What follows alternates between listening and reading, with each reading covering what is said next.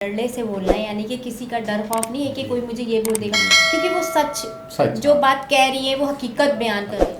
अस्सलामुअलैकुम, नमस्ते, सत श्री अकाल। उम्मीद करता हूँ ठीक होंगे, खुश होंगे। दोस्तों जहाँ रहे खुश रहे, माँ बाप का ख्याल करें, क्योंकि माँ बाप है तो सभी कुछ। मैं तारिक नाज़िम, मेरे साथ मौजूद हैं ओल्ड बॉय फरहत, आपके जो है मुखातिब है और बड़ा यानी आपसे बातों करने का दिल मिलता है और चाहता भी है, क्योंकि जो आपके व्यूज़ वगैरह, वैसे कमेंट्स वगैरह मैं इतना ज़्यादा नहीं देखता, लेकिन अभी मुझे बहुत ज़्यादा शौक़ हो गया जब से मैं वीडियो में बैठने लगा हूँ तो पता चला। तो आप लोग अपने कमेंट्स भी दिया करें और जो चीज़ें हैं जो बात हमारे से गलती हो हाँ या हाँ वो अच्छी लगे वो हमें बताएं। और फिर वही मेरी आपके लिए नेक ख्वाहिशात कि आपका आज का दिन और आने वाला दिन सब खुशी के साथ भरपूर हो, क्योंकि खुशी जो आपको हासिल है वो एक कुदरती आपके लिए और हम सब के लिए एक नेमत।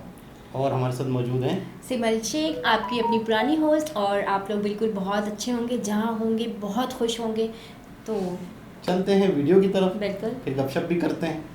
तो वीडियो का टाइटल टोटल हिंदी में नाजिया खान है, मुस्लिम लड़की। अच्छा। नाजिया इलाही नाम है जी। और ये मोदी जी की बड़ी सपोर्टर हैं। अच्छा। और मुसलमानों की कट्टर दुश्मन है। अच्छा। मतलब इनकी क्या नेचर है, इतना सख्त बोलती हैं, इतने खरे अल्फाज बोलती हैं कि मतलब यूँ समझ ले कि जो मुसलमानों की हालात है ना, जो उनकी हरकतें हैं, उनके कपड़े उतार के रख देती हैं सही मायने में। बहुत सख्त हैं, एडवोकेट है वहाँ। अच्छा। तो इनका इंटरव्यू हो रहा होगा, लोग देख रहे होंगे, तो देखते हैं इस वीडियो में क्या कहती है। लेकिन अच्छा, कई पाकिस्तानी यूट्यूबर भी इनको लाइव लेके गपशप करते हैं। अच्छा। रिएक्शन चैनल वाले कई ऐसे हैं जो इनको लाइव लेते हैं इंडिया से, फिर इनसे सवाल जवाब करते हैं, तो ये बताती है फिर। तो देखते हैं इस वीडियो में क्या हो रहा है नाजिया इलाही। मुसलमान हूँ, 4 बीवी बेड पर रख लो, लेकिन अडॉप्टेशन मत करो भैया, बच्चा गोद मत ले। कैसा है ये इस्लाम, हर वक्त ठरकबाजी सिखाते रहता है। एक भी मुसलमान IPS नहीं है, ये तो 72 वर्जिन हूँ, नशे से निकल ही नहीं रहे हैं, तो पढ़ाई कब करेंगे। मैं मुसलमान हूँ, मेरी नजर में बहुत अजीब और गरीब इस्लाम है। गुस्ताख रसूल की एक ही सजा सदा होता है, तो अपमान राम की एक ही सजा से जुदा भी हो सकता है। 72 वर्जिन हुरों के दीवाने हमें हिजाब पहनाने निकले थे। इस बार मुसलमान बेटियों ने ठान लिया है, आएगा तो मोदी आएगा। क्या मुसलमान मोदी सरकार में सुरक्षित है? मस्जिदों में फूटते देखा है, मजारों में फूटते देखा है, पाकिस्तान में फूटता है। भारत में मुसलमान सबसे ज्यादा सेफ है। पहला प्रधानमंत्री है जिसने मुसलमान बेटियों की इज्जत वापस करवाई है। 3 तलाक बैन किया, और जिस जिस हाथ में पत्थर है सारे हाथ में हथकड़ी हो। संविधान की दुहाई पहले चलती थी कांग्रेस के जमाने, सही बात है, ठीक है, ये तो शरिया मानते हैं। और अगर UCC आ गया तो मैं नाजिया इलाही खान सबसे पहले बच्चा गोद लूंगी। हैदराबाद की कुछ मुस्लिम औरतें थी, तो हमारे मित्रों ने प्रश्न किया इसी चीज के ऊपर, 3 तलाक के ऊपर निरस्त करने की बात की जा रही थी। तो उन्होंने कहा कि उनकी जो पाक किताब है उसमें शौहर को अल्लाह ताला ने ये सारे के सारे जो हैं परमिशंस दे रखे हैं। तो जब अल्लाह ताला ने उनको परमिशन दे रखा है तो मोदी कौन होता है बदलने वाला? नहीं, मोदी तो इस देश का प्रधानमंत्री है और संवैधानिक हक है उनके पास बदलने का। राहुल बाबा और सोनिया जी फिरंगी की खटपट औरत, ये लोग दोनों इटली जाएंगे। लड़की हूँ, लड़ सकती हूँ और सिर्फ भाई के साथ चुम्मा चाटी कर सकती हूँ। दीदी आपको जय श्री राम। आप जैसी बहनें अगर हैं तो 100 करोड़ हिंदुस्तानी भाई आपके साथ है और हम आपको अपनी बहन मानते हैं। जय श्री राम। जब तक मेरी सांसों में सांसें हैं, मैं नाजिया बहन से राखी बंधवाता रहूंगा। एक तरफ देश के प्रधानमंत्री ताबड़तोड़ रैलियां कर रहे हैं और लोगों तक बेनिफिशियरी स्कीम्स पहुंचा रहे हैं, वहीं देश की मुख्य विपक्षी पार्टी के नेता कैम्ब्रिज गए थे, वहां से वापस आ गए और उनकी स्पीच नहीं आई है। एक तरफ देश में संदेश खाली का मसला है, तो वहीं दूसरी तरफ विपक्ष का सन्नाटा है। इन सब करने के लिए हमारे साथ आज की हमारी मुख्य वक्ता नाजिया इलाही खान है। मैम, सबसे पहला सवाल जो आज का प्रमुख मुद्दा है और जो इस चुनाव में भी बनाया जाएगा, क्या मुसलमान मोदी सरकार में सुरक्षित है? क्योंकि इसी पीरियड में हमने देखा है कि 3 तलाक के ऊपर जो है एक्शन लिया गया, इसी पीरियड में UCC की बात चालू की गई है, और इन सभी मुद्दों को मुसलमानों से जोड़कर ये कहा जा रहा है कि प्रधानमंत्री नरेंद्र मोदी के कार्यकाल में मुसलमान खतरे में है। आपने भारत में मस्जिदों में देखा है, मजारों में देखा है, इमाम बाड़ों में फूटते देखा है, शाही ईदगाह में फूटते देखा है, पाकिस्तान में फूटता है। पाकिस्तान में फूटता है। अगर 72 फिरका मुसलमानों का सेफ और सिक्योर है तो वो भारत में है, और उसकी सबसे बड़ी वजह पता है क्या है? आप लोग सनातनी। 82.7% सनातनी अगर भारत में ना होते तो 72 फिरका एक दूसरे को खत्म कर देता, जैसे पाकिस्तान में कर रहा है। देखिए, भारत में मुसलमान सबसे ज्यादा सेफ है। 7 लाख से ऊपर मस्जिदें हैं, 3 लाख एक्टिव मस्जिदें हैं। आर्मी के बाद अगर सबसे ज्यादा प्रॉपर्टी किसी के पास है तो लैंड माफिया वक्फ बोर्ड के पास है। ठीक है, 200 करोड़ से ज्यादा एनुअल उनका इनकम हो रहा है भाई।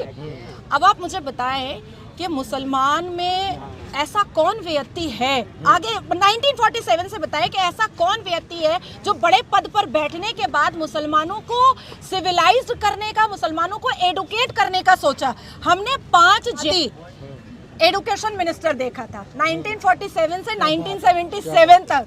अगर 25 साल 5 एडुकेशन मिनिस्टर मतलब 25 साल में मुसलमान को पढ़ने के लिए अगर उन्होंने कुछ किया होता, वाकई में वो बाबर को अजीम बना दो, औरंगजेब को महान बना दो, शाहजहां को आशिक बता दो, और ये सारी चीजें छोड़ करके अगर वाकई में एडुकेशन पर फोकस करवाया होता तो आज हमारे भारत के अंदर मुसलमान लड़के 72 वर्ष दीवाने बन के नहीं घूर रहे होते, IAS IPS होते। अभी हालिया में मैंने देखा असदुद्दीन अवैसी गए थे महाराष्ट्र, मंच पे खड़े होकर के किसियानी बिल्ली खंबा नोचे की तरह पढ़ रहा है कि अरे महाराष्ट्र में एक भी मुसलमान IPS नहीं है। अरे होगा कहाँ से? बचपन से जालीदार टोपी उटंगा पैजामा पहना करके एक ही बात सिखा रहे हो, तो ये पढ़ेंगे कब? ये तो 72 वर्ष के नशे से निकल ही नहीं रहे हैं, तो पढ़ाई कब करेंगे? अवैसी देखिए एक ऐसा व्यक्ति है सड़क छाप टाइप का, जो 48 डिग्री के गर्मी में भी शेरवानी पहन करके भारत के लोगों को कन्विंस करवाता फिरता है, मुझे मुसलमान बोलो, मुझे मुसलमान बोलो, मुझे मुसलमान बोलो। ये है अवैसी।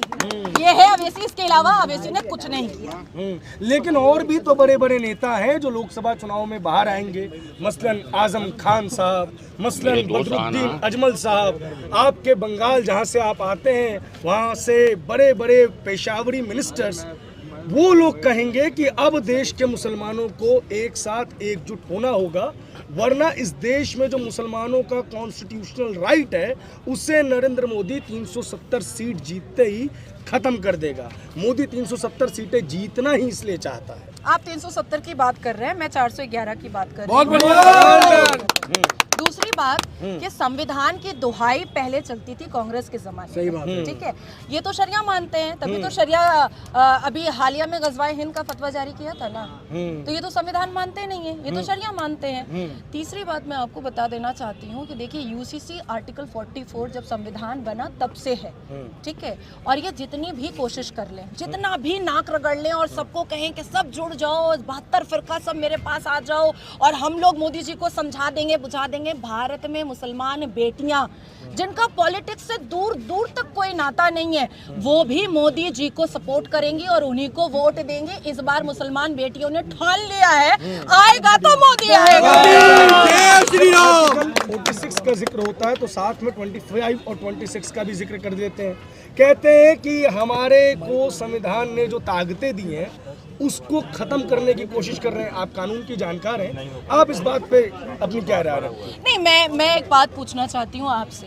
बड़े जबरदस्त सवाल आप करते हैं। आर्टिकल 14, 19, 18, 21, 29, 22 ये सिर्फ मुसलमानों के लिए है क्या? इनके लिए नहीं है क्या? इनके लिए भी तो है ना। तो जब गुस्ताखे रसूल की एक ही सजा सरदा होता है तो अपमाने राम की एक ही सजा से जुदा भी हो सकता है। देखिए मेरी नजर में, मैं मुसलमान हूँ, मेरी नजर में जितना अफजल मुकाम अल्लाह तबारक ताला का है, एग्जैक्टली उतना ही अफजल मुकाम भगवान राम का है। मैं जिस हिसाब से, मैं जितनी इज्जत से और एहतराम से जानमाज बिछा करके सजदा करके अपने अल्लाह तबारक ताला को याद करती हूँ, उतनी ही श्रद्धा और विश्वास के साथ मैं भगवान राम की मंदिर में अपना माथा भी टेकती हूँ। और यही सोच अब मुसलमान बेटियों की हो रही है। यूसीसी के द्वारा हमें अपनी इज्जत वापस मिलेगी। बहुत अजीब व गरीब इस्लाम है। 4 बीवी बेड पर रख लो, लेकिन अडॉप्टेशन मत करो भैया, बच्चा गोद मत लो। कैसा है ये इस्लाम? हर वक्त ठरकबाजी सिखाते रहता है, हर वक्त। भाई नहीं, अभी अब संविधान से ये देश चलेगा। भारत को अगर चलना है तो संविधान से चलेगा, और जिस हाथ में पत्थर है सारे हाथ में हथकड़ी होगा। जी जनाब, ये थी नाजिया इलाही, बड़ी निडर, बड़ी सख्त, बड़ी तगड़ी बातें करने वाली, और बाकायदा इनको जितने भी हिंदू भाई हैं हमारे, वो बड़ा इनको सपोर्ट करते हैं, बड़ा पसंद करते हैं। और जैसे वो आखिरी में बता रही थी ना कि मैं जितनी इज्जत अपने खुदा की करती हूँ, उतनी रिस्पेक्ट भगवान की भी करती हूँ। इस वजह से लोग इन्हें पसंद करते हैं। इसे क्या कहते हैं हम वैसे? सोशलिज्म कहते हैं, क्या कहते हैं? क्या इस सोच को क्या कहा जाता है? यानी कि खुली सोच कहते हैं इसको। इसको इंग्लिश में क्या लफ्ज़ कहते हैं? ब्रॉड माइंड कहेंगे? ब्रॉड माइंड, बिल्कुल। ब्रॉड माइंड का मतलब, वैसे तारीख मैं आपको बताऊं, वैसे ये मैं अक्सर जगह पर जिक्र भी करता रहा, और मैं पहले तो ये जो थी क्या नाम, नाजिया, मैं मेरे ख़यालात जो है तकरीबन मैं उनको इंडोर्स करूंगा कि वो सही कह रही थी। अच्छा। हाँ, क्योंकि ये बात है कि बीइंग ए मुस्लिम, मैं भी ज़ाहिर है कि मुसलमान हूँ, और मेरे अकायद भी तमाम थे, लेकिन मुसलमानों की इस वक्त मौजूदा जो पस्ती के जो हैं हालात, जैसे अगर आप ऑल ओवर दी वर्ल्ड देखें, पैसा मुसलमानों के पास जैसे मिडिल ईस्ट में, सऊदी अरब में गॉड ने बहुत नवाजा है, लेकिन इन्होंने उसकी एजुकेशन और टेक्नोलॉजी की तरफ अर्न करने के लिए कोई एफर्ट्स नहीं करे।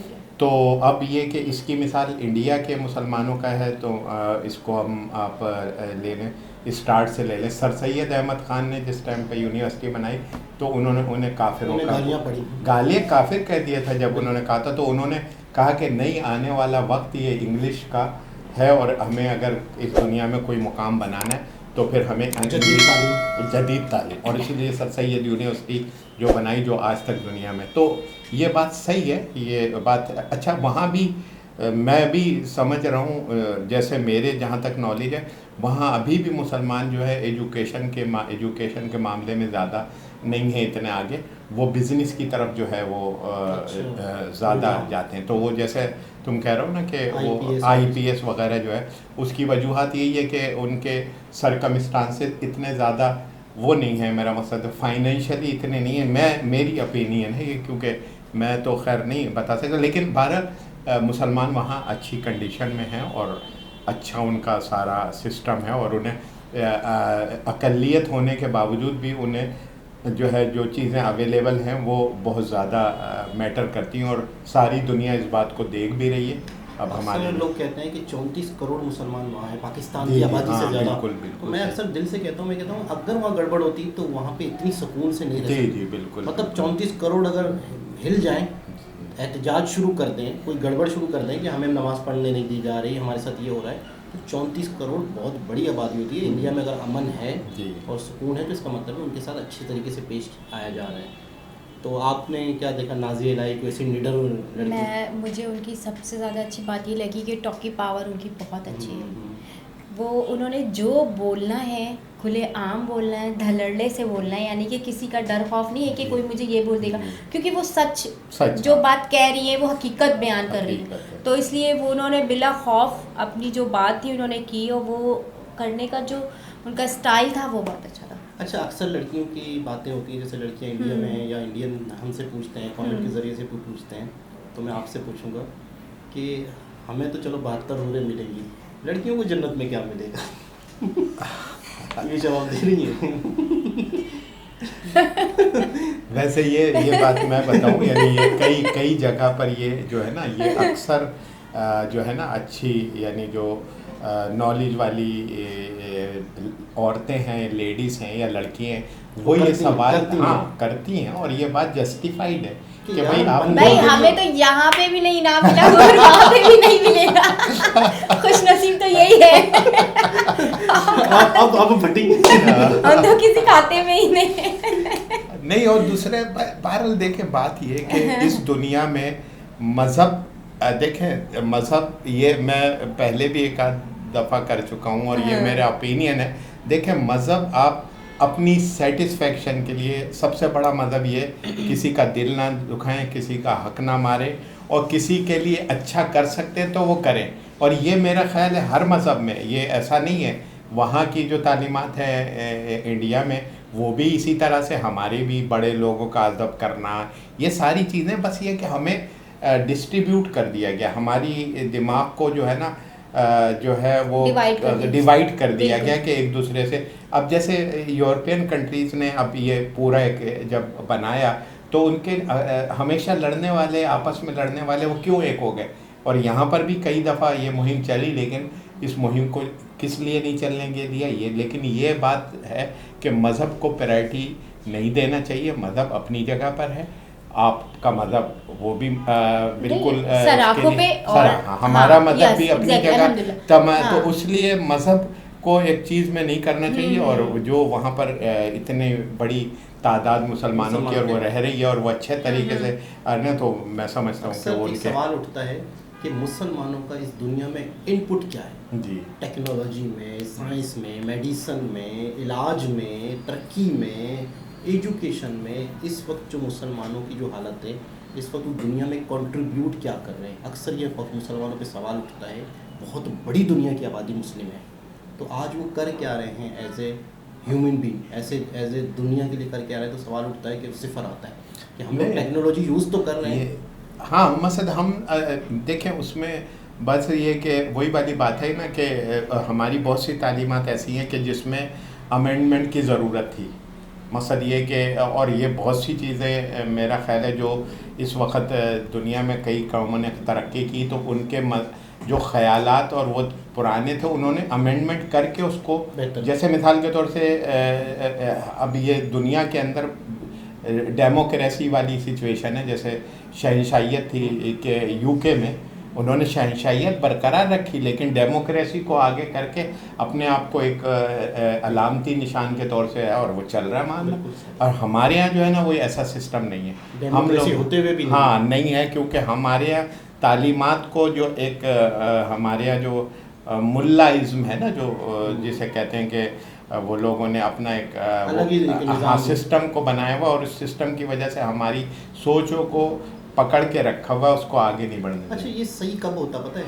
जब 2-3 नस्लें आ चुकी हैं ना, तो फिर वो आने वाली नस्ल भी उसी तरह हो जाती है। अगर एक ही नस्ल, पहली नस्ल में रुकता ना ये मामला, हाँ, तो वो तो बचत हो जाती है। लेकिन नस्ल दर नस्ल, फिर तीसरी चौथी नस्ल अगर उसी सोच की पैदा होती है, फिर बहुत मुश्किल हो जाता है उसको सेट करना। हमने तो दादा परदादा से ये सुना है, हमने ये सुना है। तो खैर, बातें तो बहुत है, किसी और वीडियो में दोबारा जिक्र होगा और मज़ीद जिक्र बातों का। दोबारा किसी और के साथ मुलाकात होती है, जब तक के लिए अल्लाह हाफ़िज़।